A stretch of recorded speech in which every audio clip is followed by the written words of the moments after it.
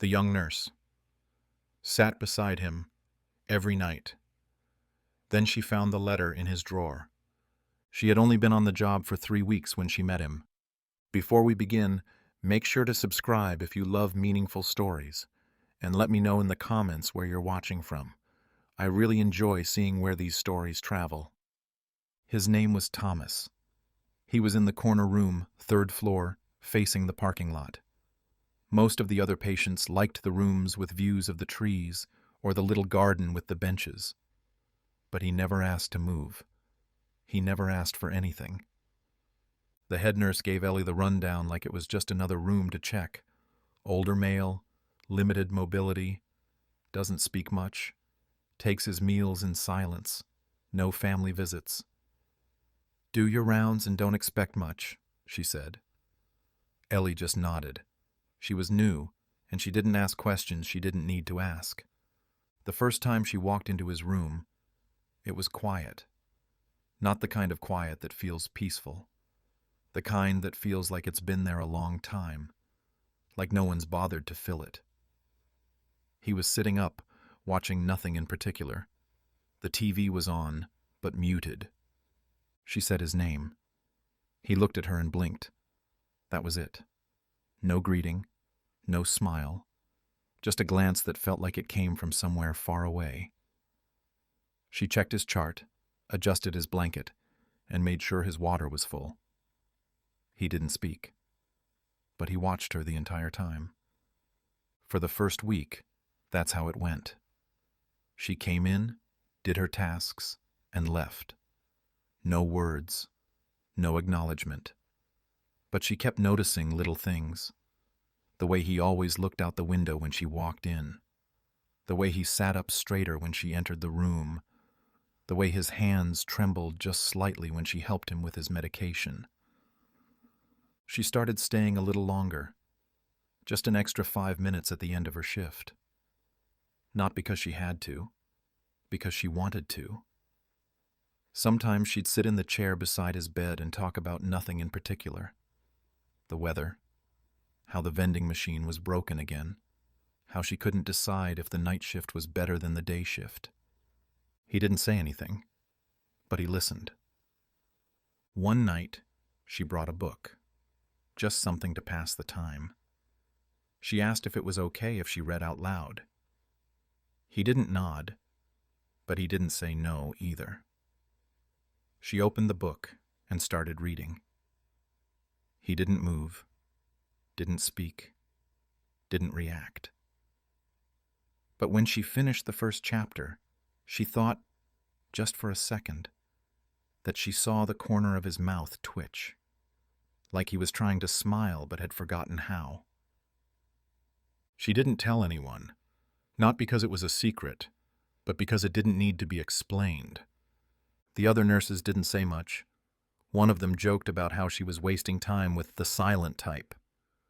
Another rolled her eyes when Ellie said she liked working the night shift. Said it was just harder for people who get attached. Ellie didn't argue. She just kept showing up. Night after night she sat in the chair, sometimes reading, sometimes talking, sometimes just being there. It wasn't part of her job. It wasn't in any manual or policy, but it felt important. He still hadn't said a word, but something had changed. When she walked in, he looked at her a little longer. When she spoke, he seemed to listen more closely. And one night, as she stood to leave, he lifted his hand just slightly. A slow, unsure wave. It wasn't much, but it was something. She said goodnight and closed the door softly behind her. She didn't smile until she was down the hall, out of sight. She didn't know why she cared. She just knew that she did. And that was enough. She started coming in a few minutes earlier. It wasn't intentional at first. She'd check the schedule, grab her notes, and somehow find herself standing outside his room before the shift technically started. It became part of her own quiet routine, one that no one noticed and no one questioned. Thomas was always awake when she came in. Never asleep, never resting. Just sitting up in bed, or lying still with his eyes open, like he was waiting for something. Or someone. She'd knock once, gently, before opening the door. She still didn't know if he expected it, but he never looked surprised to see her. The same silence greeted her every night, the same slow look in her direction. He never smiled, never greeted her, but his eyes followed her every move. There was something about that room. It didn't have any personal items, no pictures on the nightstand, no cards taped to the wall, no signs that someone had been there before her. Just hospital-issued blankets, a half-used water bottle, and the sound of the muted television, playing reruns of shows no one watched anymore. She kept reading to him. The book was nothing special, something she'd picked up at the discount bin by the pharmacy. But he listened. Every night, she'd read another chapter. His eyes would stay fixed on a corner of the ceiling, or sometimes on her hands as she turned the pages. She never asked him questions. That felt like pushing, like asking for something he wasn't ready to give. So instead, she told stories. Nothing too deep, just little things. Her dad used to work night shifts, too. Her brother had broken his arm falling out of a tree when they were kids.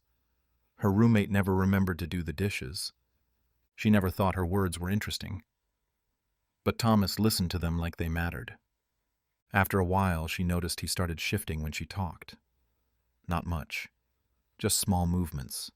Adjusting his blanket. Clearing his throat. Once, he nodded. Barely. But it was there. The other nurses didn't talk about him. They went in, did what was needed, and left. Sometimes they asked Ellie why she spent so much time in there. She always gave the same answer. He's awake. Might as well sit with him. But it wasn't about filling time. She could feel that now. There was something else. Something in the way he looked at her. Like he knew who she was. Like he was watching her, not just seeing her. It was subtle, but real. One night, after she finished reading, she stood to leave and said, "Same time tomorrow?" She didn't expect anything, but as she reached for the door, she heard it. A sound. Quiet. Low. "Yeah." She turned around. He was looking at her. It was just one word. Simple. Soft. But it was more than anything he'd said before. She didn't say anything back. She just nodded, gave a small smile, and walked out. That night, as she clocked out, she thought about how easy it would be to miss something like that. A word so small you might not even hear it. But it stayed with her the whole way home. The next night, she brought a second book, just in case he wanted a choice. He didn't say which one to read, but his eyes landed on the one with the blue cover. That was enough. She read 2 chapters instead of 1. He didn't speak again that night, but he didn't need to. Sometimes a word means more when it comes from silence. And for the first time, she felt like they weren't just passing time. They were building something, quietly, patiently, page by page. It was around the 3rd week that she noticed how the room started to feel different. Nothing had changed physically. Same plain curtains, same low hum of the hallway lights outside the door, same steady beep of the monitors. But something in the air felt less heavy, less still. Thomas was speaking more now. Not a lot. Not full conversations, but short answers, small comments. He'd nod when she asked if he was comfortable. He'd say, "Okay," when she asked about pain. Once, when she asked if he wanted the window open, he said, "Don't like the cold." It surprised her, not just because he answered, but because of the way he said it. Like it was something he'd said 1,000 times before. Like it still mattered. Ellie never pushed. That wasn't her way. She'd learned early on that some people came to places like this and needed time. Time to be still. Time to be angry. Time to let go. And some didn't want to talk at all. They just wanted to be seen. She didn't come with expectations. She just came. Most nights, she still read. He never asked her to, but when she didn't open the book right away, he'd glance toward it. She noticed that. He never said read or please, but the look was enough. She got better at picking up on those things. One night she asked him if he used to read. He was quiet for a while, and she thought maybe he hadn't heard her. "Used to," he said eventually. "A long time ago." She nodded. She didn't ask what kinds of books. That wasn't the point. Some nights they didn't speak at all. He'd watch the television. She'd sit by the bed, making notes or folding fresh towels. There was comfort in the silence. Not the kind that makes people feel awkward, but the kind that means you don't need to fill every space with words. Other nurses would pop in sometimes and ask if she needed anything. She'd always say no.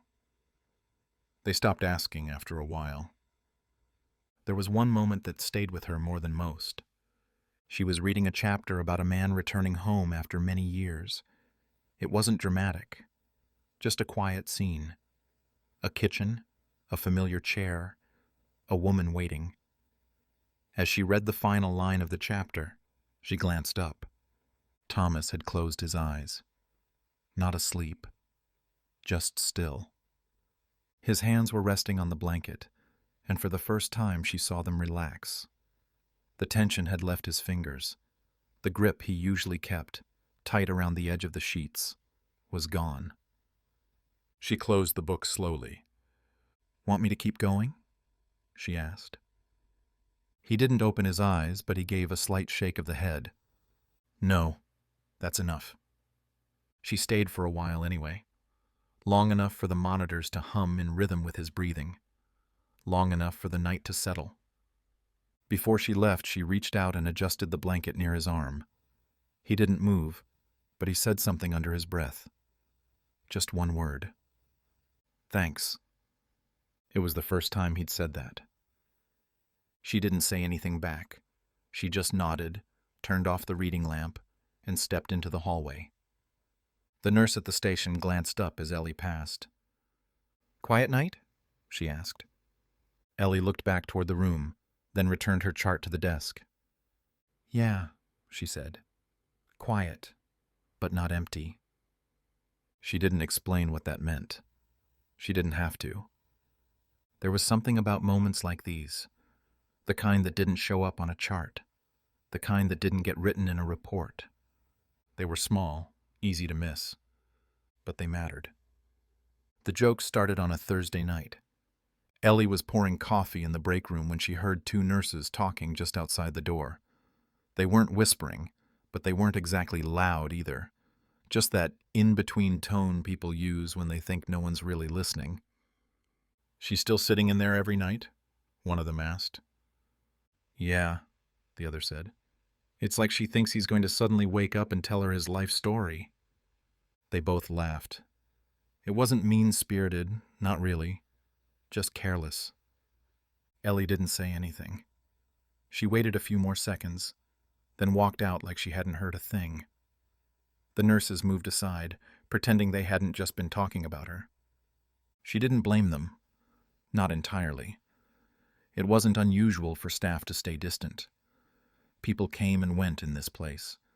Sometimes slowly, sometimes suddenly. It was easier that way. Easier to stay professional. Easier not to feel too much. But Ellie couldn't help how she felt. Couldn't help the way she kept showing up at Thomas's door each night, even when he barely spoke. Even when he said nothing at all.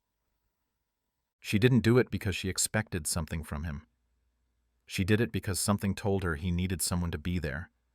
Not with a clipboard, not with a tray. Just there.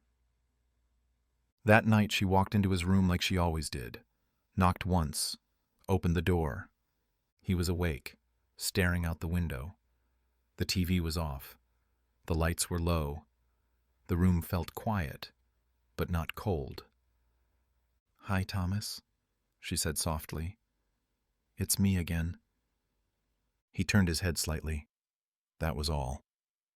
She sat in the chair next to his bed and took out the book. But before she could open it, he spoke.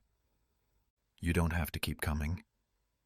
His voice was low, hoarse, but clear. She looked up. He was watching her, his eyes steady, not dismissive, not unkind, just honest. "I know," she said.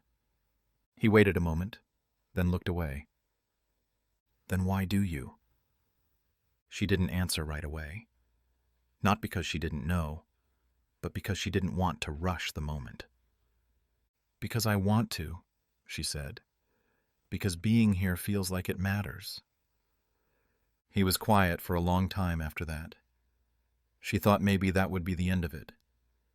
But then he said something she didn't expect. "Most people leave." The words hung in the air. Not dramatic, just simple. A truth he'd lived with for a long time. She nodded. "I know." That was all they said that night. She didn't read. She didn't talk. She just sat beside him, hands resting on her lap, eyes on the same window he stared through. The hallway was quieter than usual. No sounds from the TV in the common room. No conversations drifting from the nurse's station. For once it felt like the silence belonged to them. When her shift ended, she stood slowly. "Same time tomorrow?" He didn't answer, but his eyes followed her as she walked to the door. It was enough. Out in the hallway, one of the nurses from earlier was filling out a chart. She glanced up as Ellie passed. "You still in there with him?" she asked. Ellie stopped. "Yeah," she said. "He's still here." The nurse gave a small shrug and looked back at her clipboard. Ellie walked away without another word. She didn't need anyone else to understand it. Not really. Because she knew what most people didn't. Sometimes just showing up was enough. Not to fix anything. Not to change the story. Just to be part of it. It started with a call over the intercom. "Room 316. Vitals dropping. Need a nurse." Ellie was already halfway down the hall when the voice came through. She didn't run, but her pace quickened. She knew that room, knew it without checking. Thomas. By the time she reached his door, the charge nurse was already inside, checking the monitors. The numbers on the screen were lower than usual. His breathing was shallow. His skin, a little paler than the night before. Ellie stepped to the side, waited for the orders. The doctor came in a few minutes later, adjusted his medications, gave instructions in a calm voice. There was no panic, just quiet urgency. When they all left, she stayed. Thomas didn't speak. His eyes were half open, but not focused. She stood next to him, watching the rise and fall of his chest. It was uneven now, slower. She pulled the blanket up around his shoulders and sat in the chair. He didn't turn to look at her, but he didn't close his eyes either. She didn't read that night. Didn't bring out the book. She just sat with him, her hands clasped together in her lap. After a while, she reached out and held his hand. It was colder than usual. She stayed like that for a long time, listening to the machines, watching the clock, thinking about all the nights before, the quiet ones, the silent ones, the ones where one word had meant everything. Around 3 a.m, he stirred. His eyes moved toward her, just barely. "You always here?" His voice was faint, scratchy, hard to hear, but the words were clear enough. Ellie nodded. "Yeah," she said. "I'm here." He was quiet again. For so long she thought he might have drifted off. Then he said something else. "Don't know why." She gave a small smile. "You don't have to." There was a pause. "Not used to people staying." She didn't answer that, just kept holding his hand. After a while, he closed his eyes. His breathing didn't get stronger, but it steadied a little. The tension in his face softened. Ellie stayed beside him until the end of her shift.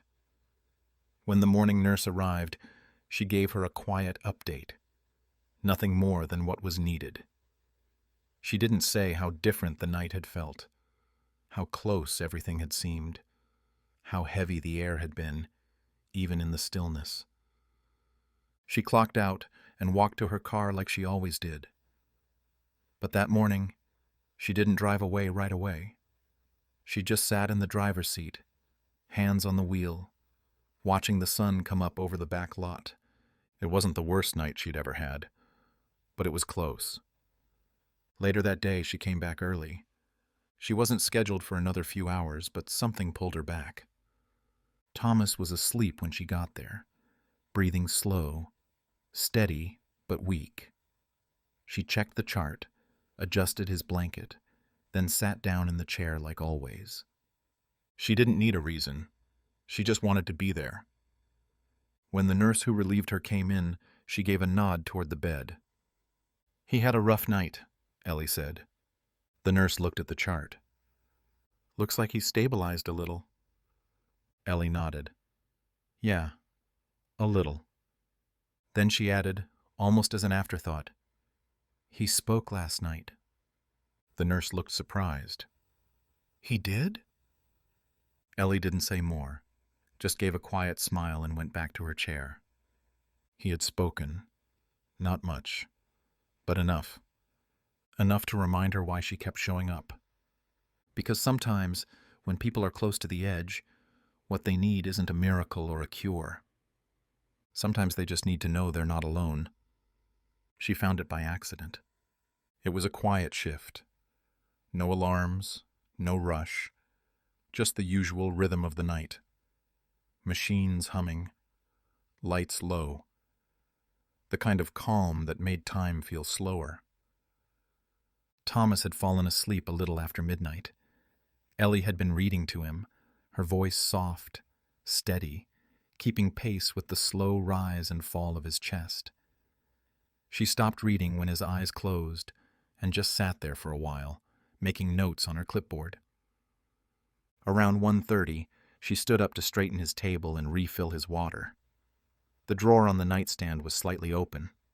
She'd seen it before, but never really looked inside.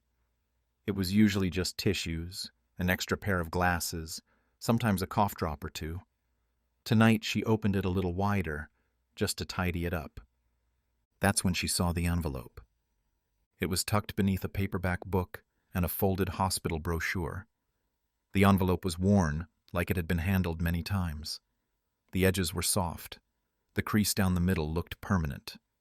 It wasn't sealed. The handwriting on the front stopped her. "To the one who stays." That's all it said.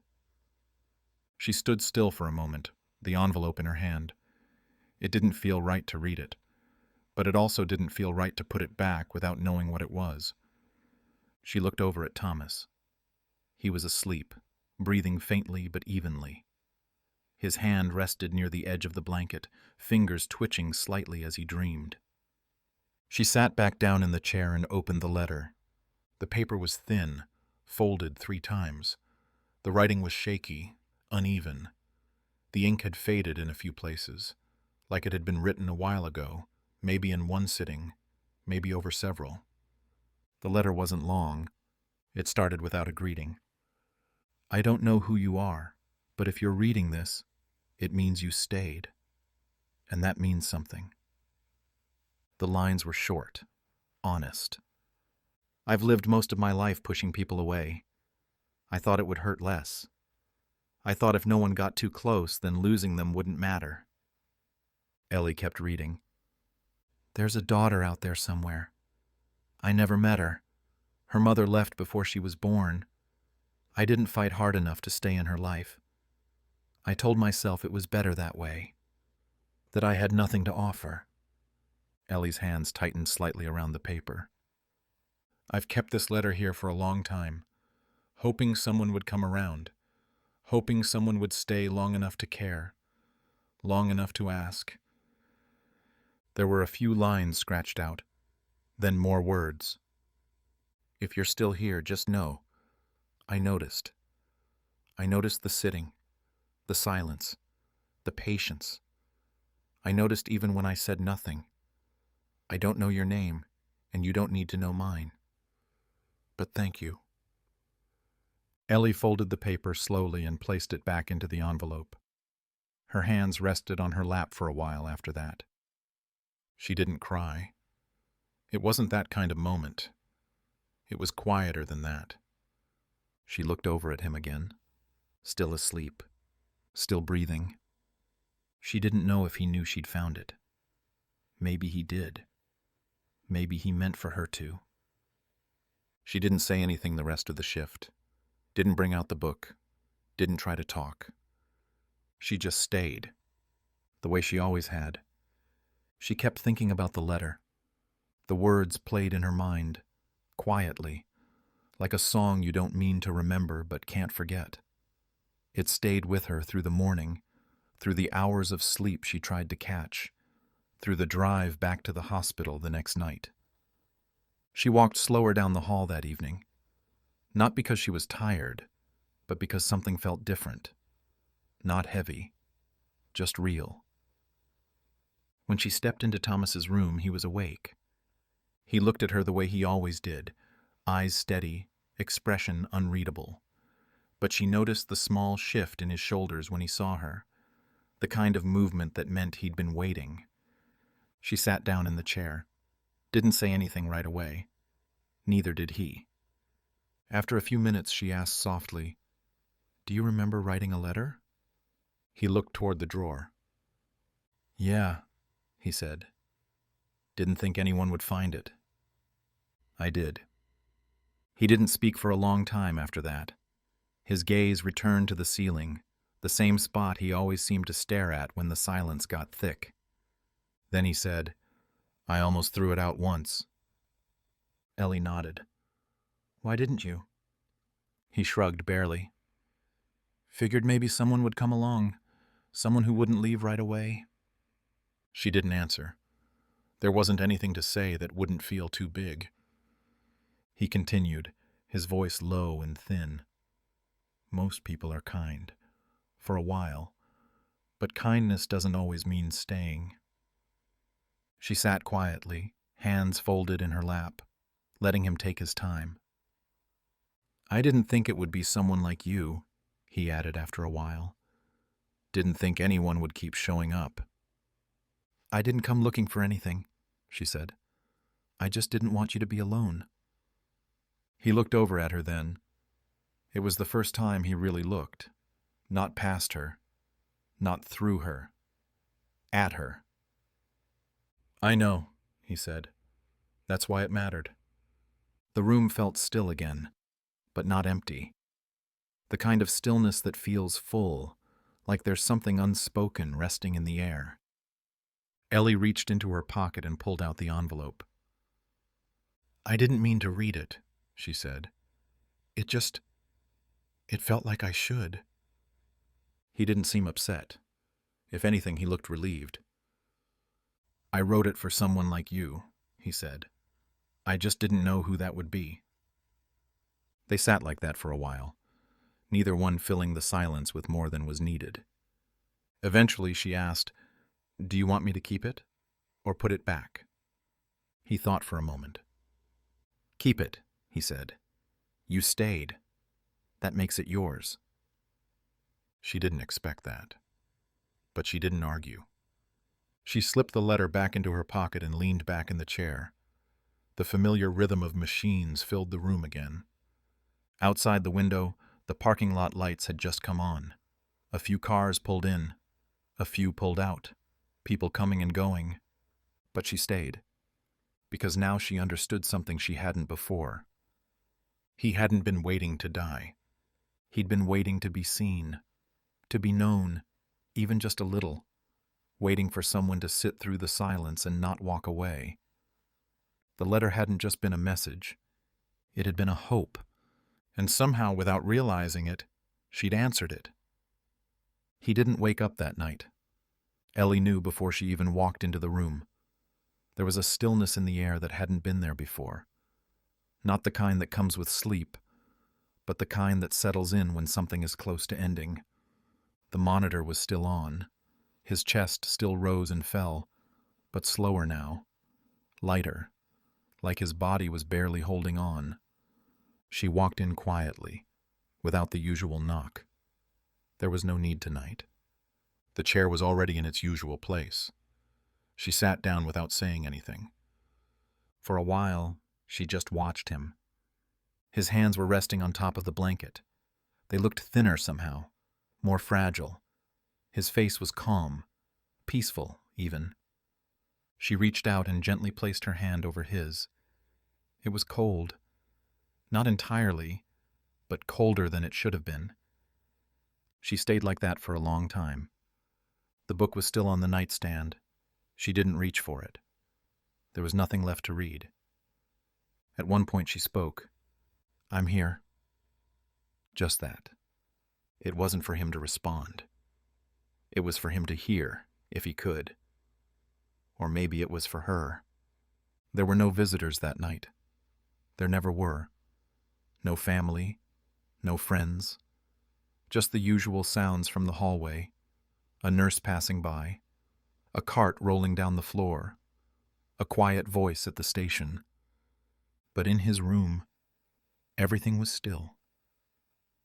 Hours passed.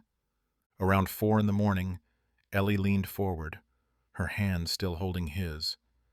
His chest had stopped rising. The monitor showed what she already knew. She didn't move right away. She didn't call anyone. She just sat there. The quiet wasn't empty.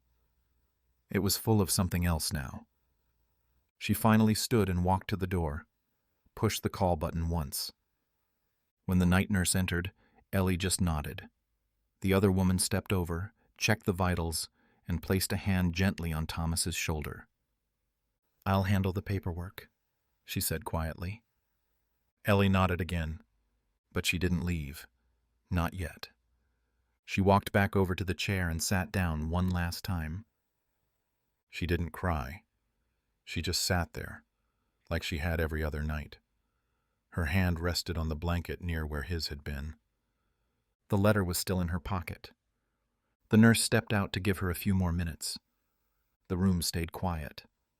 She looked over at the window. The sky was starting to lighten. Morning was coming. When she finally stood, she looked at him one more time. "Good night," she said. She turned off the lamp, opened the door, and stepped into the hallway. At the nurse's station, no one said much. Just a few quiet nods. A space left in the logbook where his name had been. Ellie walked to the break room, washed her hands, and sat down for a few minutes before her shift ended. She thought about the first night she met him. The silence. The way he wouldn't speak. The way he wouldn't look at her. And how slowly, quietly, that all changed. How a man who had spent so long keeping people out had let her stay. Not with big words. Not with long stories. Just with the way he listened. And the way he held on, night after night, when no one else did. When the sun started to rise, she clocked out and walked to her car. She didn't look back. She didn't need to, because she knew what had happened in that room, and she knew what it meant. She kept the letter. Not because it had been written for her. It hadn't. Not at first. It was meant for anyone. For someone. For whoever might come and sit in the chair long enough to matter. But she had been the one who stayed. She didn't frame it or hide it away. It lived folded neatly inside the front pocket of a notebook she carried in her bag. A notebook filled with patient charts, schedules, reminders, things that came and went. But the letter stayed. No one ever asked about it, and she never offered to explain. It wasn't a story she told.